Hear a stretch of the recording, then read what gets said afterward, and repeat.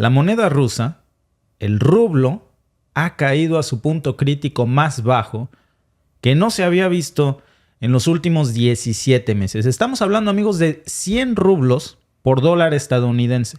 Dicho de otra manera, perdió un 40% de su valor solo en lo que va de este 2023. ¿Saben cuándo fue la última vez que pasó algo así? En marzo del año pasado, cuando estalló este conflicto en Ucrania. Pero, ¿por qué está cayendo el rublo? Pero no nos vamos a adelantar mucho. Para Occidente hay dos noticias, una buena y la otra mala. Bueno, la buena es que el rublo cayó. La mala es que se llevó entre las patas, y de qué manera, no solamente Europa. ¿Saben a quién más? Al petróleo. Y eso sí debería, amigos, de preocuparnos a todos. ¿Cuál es la conexión entre las exportaciones de petróleo y de gas? La otra razón por la que no debemos adelantarnos es porque si confrontamos la información de los medios tradicionales de información que circula hoy, vamos a ver, por un lado, que nos dicen que el rublo ha caído. Sí, pero entonces, ¿qué pasa con esa otra información de un crecimiento del PIB de Rusia? ¿Cuáles son los números que mienten? Si es que alguno miente, ¿o cómo deberíamos de interpretarlo? Pues eso vamos a hablar en los siguientes minutos, amigos. Así que vamos a comenzar con la caída más actual de la moneda rusa a 100 rublos por dólar. Esto fue lo que pasó en los mercados, básicamente, y aquí tenemos la nota. Fuerte caída de la moneda rusa. El lunes el rublo se desplomó a 100 unidades por dólar, su nivel más bajo desde marzo de 2022, cuando ya se había depreciado fuertemente a raíz de la ofensiva militar contra Ucrania. Desde principios de año, la divisa rusa ha perdido un 30% de su valor frente al dólar debido a la caída de las exportaciones, la subida de los impuestos y el aumento del gasto militar. La situación del rublo preocupa a la población. El dólar sube y da miedo, los precios suben y da miedo, todo está poco claro. En general mi vida no se ha visto realmente afectada, pero no está claro qué pasará.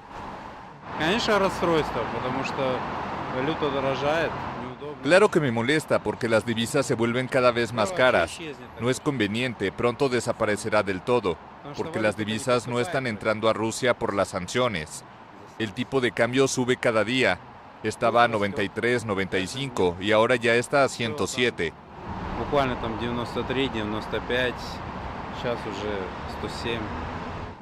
Ante el desplome del lunes, el Banco Central de Rusia anunció una reunión extraordinaria de política monetaria para el martes, lo que frenó la agitación en los mercados. Esto, amigos, es algo que pues ahora sí que no nos la veíamos venir, Alba, porque recuerdas que habíamos hablado acerca de un crecimiento del PIB ruso. Habíamos hablado recuerdan ustedes de que básicamente Rusia estaba reportando una sobreproducción de granos y que con esto había convertido su grano en oro en el bloqueo del Mar Negro. ¿Qué fue lo que pasó aquí de pronto, no? Sí, está todo muy extraño, sobre todo porque la nota también es que va a subir la gasolina en todo el mundo, por lo menos aquí. Sí. Aquí en Canadá la nota es esa, que a partir de septiembre la gasolina va a subir $2 por litro. Entonces es muchísimo, es un aumento muy fuerte. De por sí la gente ya se quejaba de que estaba. Y específicamente dijeron por el conflicto ruso. Exacto. Por eso aquí en Canadá. Sí, o sea, no fue así nada más de que va a subir, no. Va a subir porque Rusia decidió bajar su producción de crudo, entonces eso pues sube los precios del mercado. Entonces en Canadá nos va a costar en septiembre la gasolina $2 el litro más.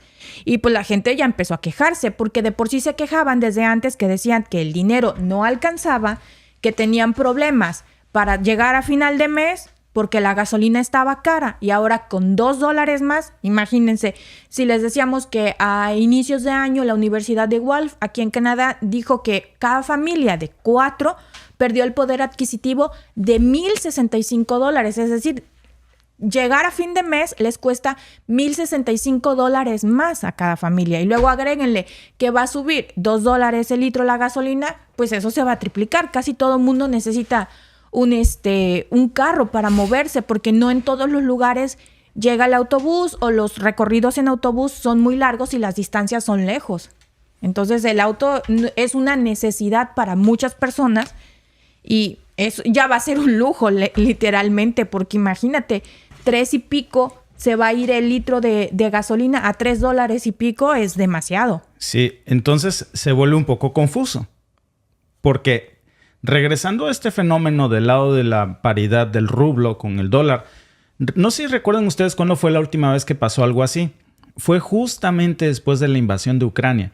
Exactamente, para ser precisos, fue cuando estalló el momento crucial en el que la economía rusa, el rublo, se cayó. En ese momento hablábamos de una caída, de hecho, más fuerte que esta que estamos hablando hoy. Estábamos hablando en aquel momento de 136 rublos por dólar, en marzo apenas del año pasado. Ahora estamos hablando de 100. Pero algo interesante pasó. Después de eso, amigos, ¿cómo fue que logró recuperarse tan rápido el rublo ruso? Casi 3 meses después, porque eso pasó en marzo del 2022. Bueno, para junio del mismo 2022, el rublo ya se había recuperado y estaba cotizando las 50 unidades por dólar. ¿Gracias a qué? Bueno, pues a los altos precios del petróleo y del gas. Ahora, ¿cómo fue, amigos, que el rublo se salvó en un tiempo tan corto? ¿Fue coincidencia? ¿Fue un milagro financiero? Pues no, resulta que Rusia es uno de los mayores productores de petróleo y gas en el mundo, eso todos lo sabemos.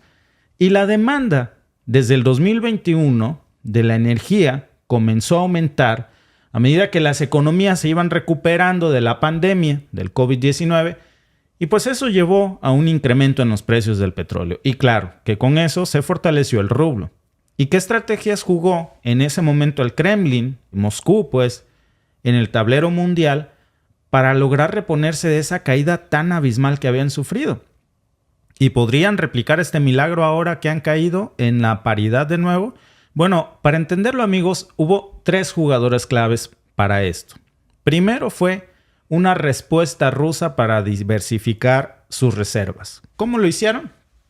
Básicamente, se movieron muy rápido hacia la desdolarización, y esto no fue algo menor. Según datos del Banco Central de Rusia, las tendencias de dólares en las reservas internacionales de Moscú se redujeron en un 22% a finales del 2020, a un 16% a finales del 2021. Y al mismo tiempo que hicieron eso, aumentaron las tenencias de otras monedas, como por ejemplo euros, del 29% pasaron al 32%.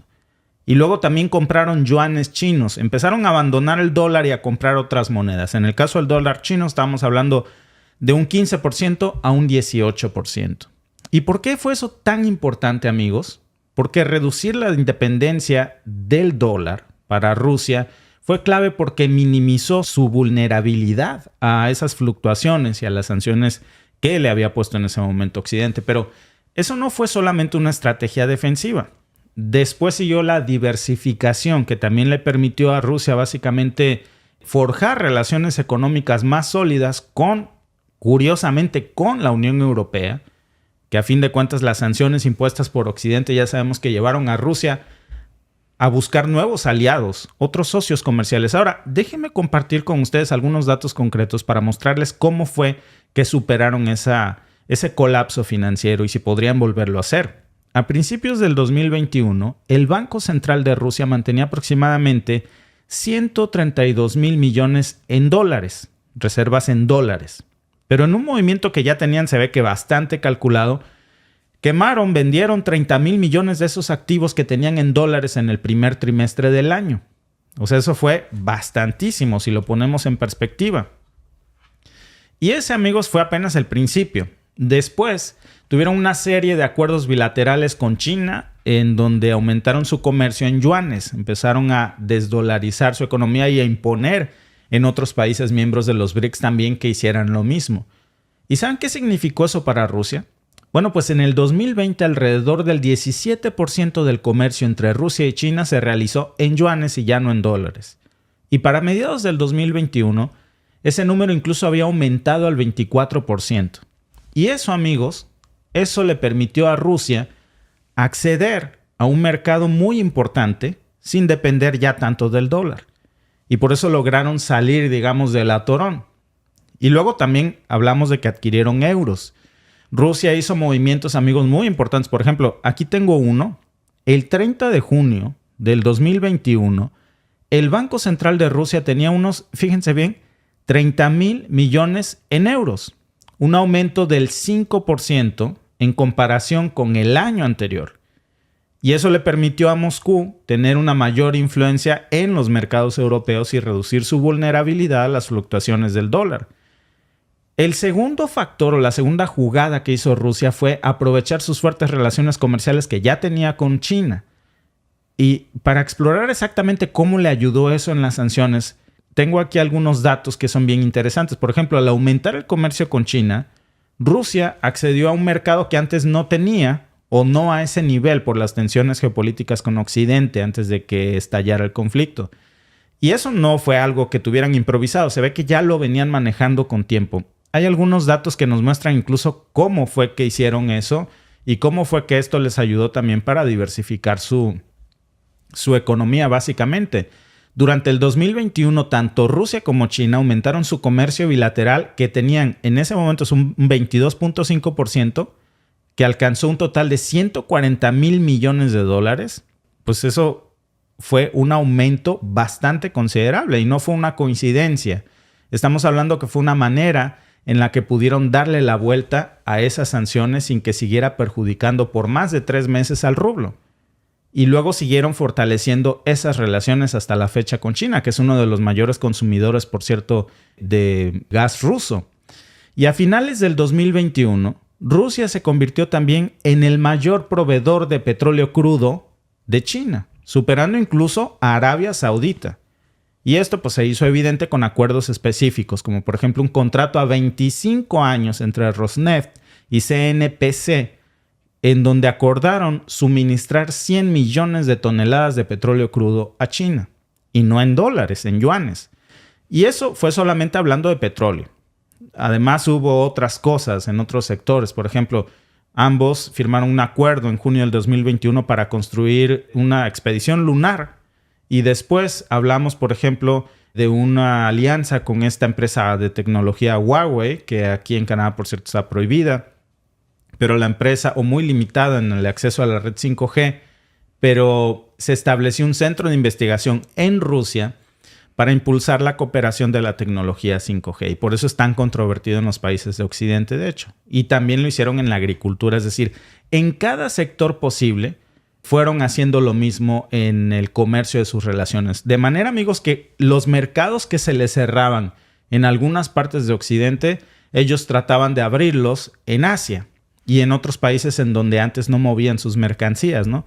Y el tercer movimiento que hicieron fue, pues como lo ha estado haciendo precisamente Estados Unidos también, políticas fiscales, ¿no? Básicamente subir sus tasas de interés por el Banco Central de Rusia. Eso básicamente lo hicieron en términos simples, amigos, porque aumentar las tasas de interés siempre es una manera, en su momento lo elevaron del 4.25 al 4.5 y luego lo fueron aumentando gradualmente hasta llegar a un 7.5%. Algo, por cierto, que también México ha estado haciendo y le ha funcionado muy bien. ¿Y saben por qué lo hicieron? Imagínate que tienes una cuenta de ahorros en el banco. Bueno, pues si el banco te ofrece una tasa de interés más alta, es más probable que quieras guardar tu dinero en ese banco. Y eso es exactamente lo que hizo el Banco Central de Rusia. Al ofrecer tasas de interés más bajas, atrajeron inversiones en rublos y eso les ayudó a estabilizar su moneda.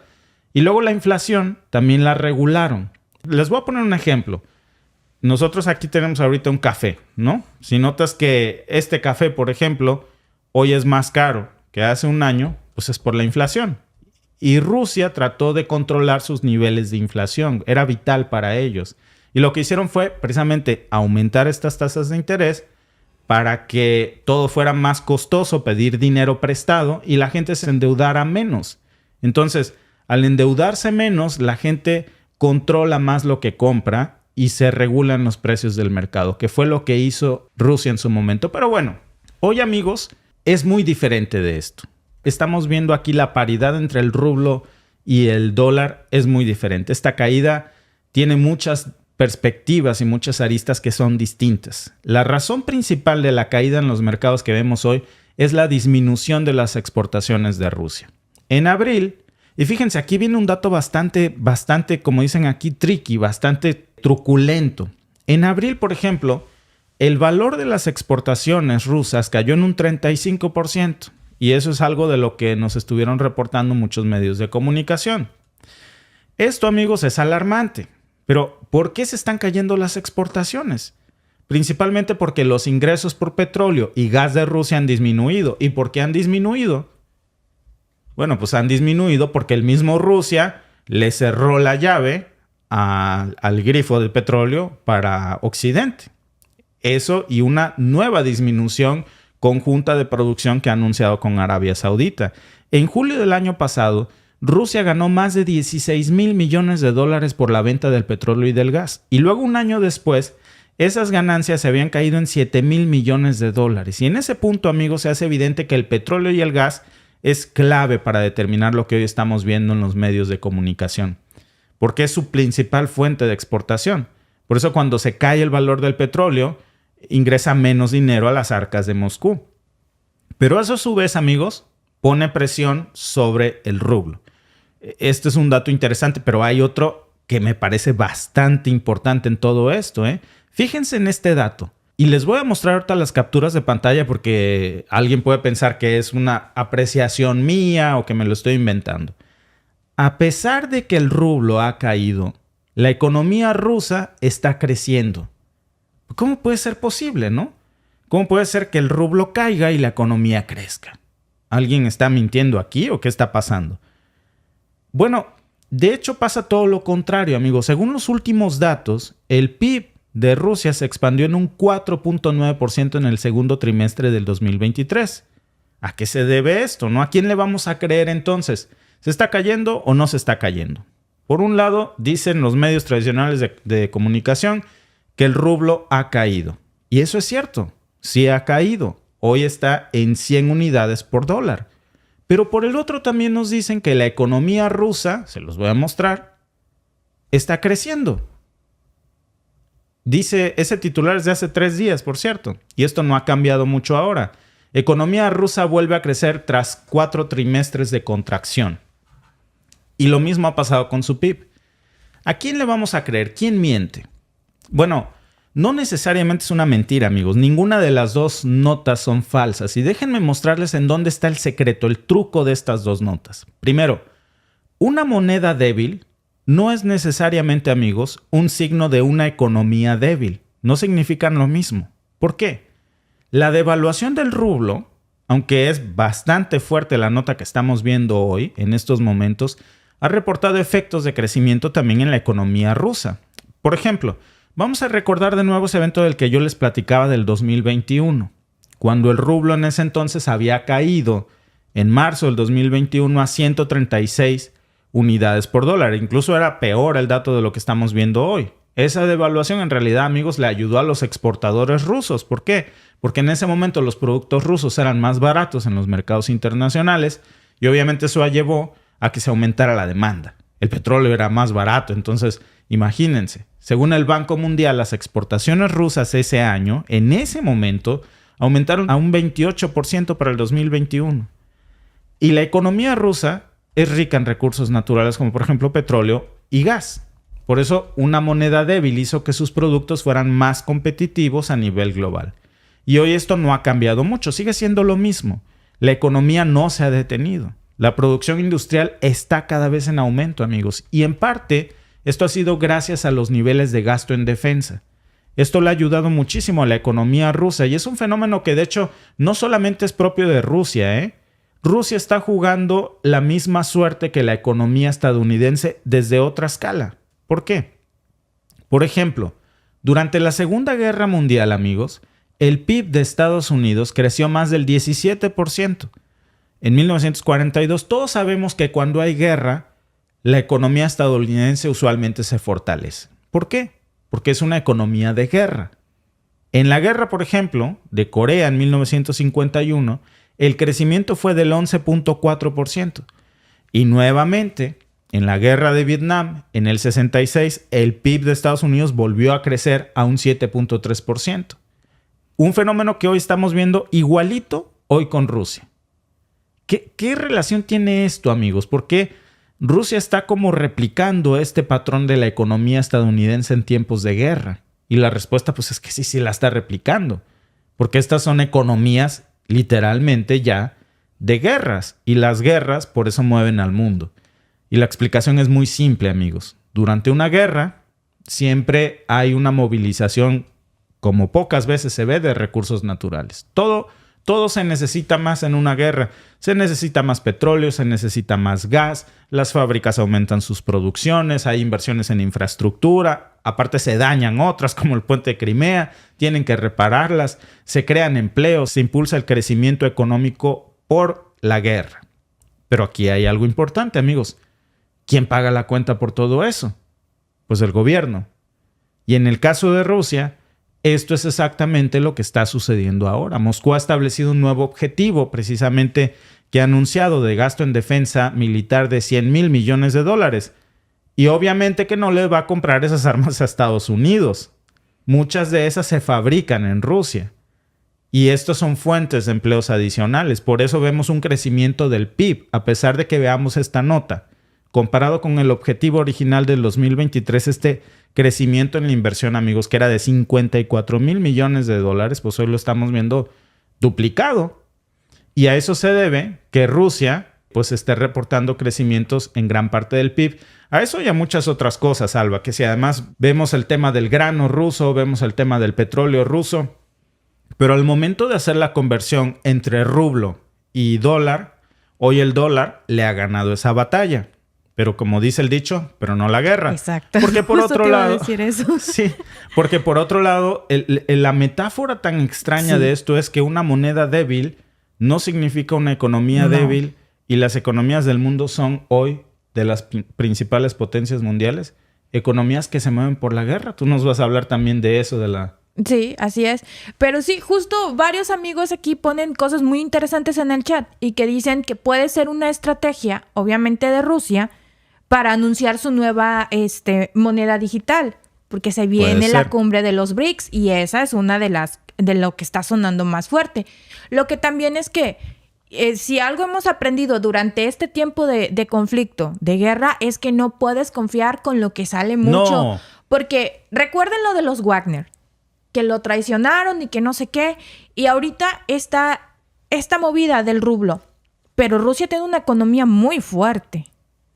Algo que no pueden decir muchas otras economías de Europa, que dependen en gran medida de Rusia, del gas ruso, del petróleo ruso y el mundo. Nosotros decíamos, aquí en Canadá, volvemos a la gasolina, $2 por litro. Sí. Porque preguntaban en el chat que si era galón o litro. No, aquí en Canadá son litros y no son millas, son kilómetros. Entonces tenemos el sistema métrico muy parecido al que usamos en México. Latinoamérica, sí. Pero son litros. El litro estaba aquí en el pueblo en 1.50. En $1. 1.64. Sí, 1.64. Sí, porque los viernes sube. Y entonces ya se va. 1.64 el litro. Pero entonces, pues agarrémonos, porque yo creo que es una estrategia. No, claro, mira, y te voy a dar dos claves. Voy a hablar en claves y el que entendió, que son todos, porque tenemos aquí... Me asombran los comentarios tan inteligentes que están poniendo aquí, sobre todo tan interesantes de esta estrategia, ¿no? La primera clave del día, yo creo, es una moneda débil no es sinónimo de una economía fuerte. Ojo, y una economía, hay países que tienen una moneda fuerte y una economía bastante débil en estos momentos. No necesariamente la moneda más fuerte del mundo en estos momentos tiene la economía más sólida, ¿eh? Son totalmente cosas opuestas. Y segundo, si simplificáramos este problema en un segundo, en menos de un minuto, es el rublo está en problemas porque se ha reducido la exportación de sus productos. Por eso el rublo hoy se ha caído. ¿Y qué productos son los que ha dejado de exportar? El petróleo. ¿Y es porque no lo tenga? No, no es porque no lo tenga, es porque no lo quieren vender. ¿Y a quién no se lo quieren vender? A Occidente. Han anunciado un nuevo recorte a partir de este mes con la OPEP en conjunto. Y amigos, se está utilizando el petróleo también como un arma de guerra. Y en esto hay daños colaterales. Incluso pienso yo que uno de estos daños colaterales lo está hoy viendo en el mercado el rublo, Alba. Sí. Y pues vamos a ver qué ¿qué más jugadas salen en los próximos días? Porque apenas es lunes y esto ya se está poniendo interesante.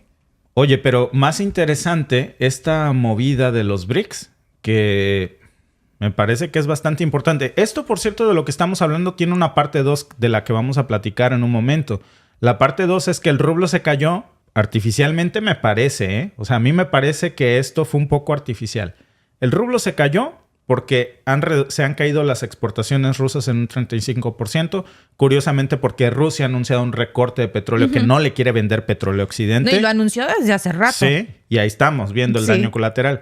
Pero la segunda etapa es, se cae el rublo, pero se ha llevado entre las patas a Europa. Vamos a ver por qué y qué es lo que está pasando en Europa con todo esto.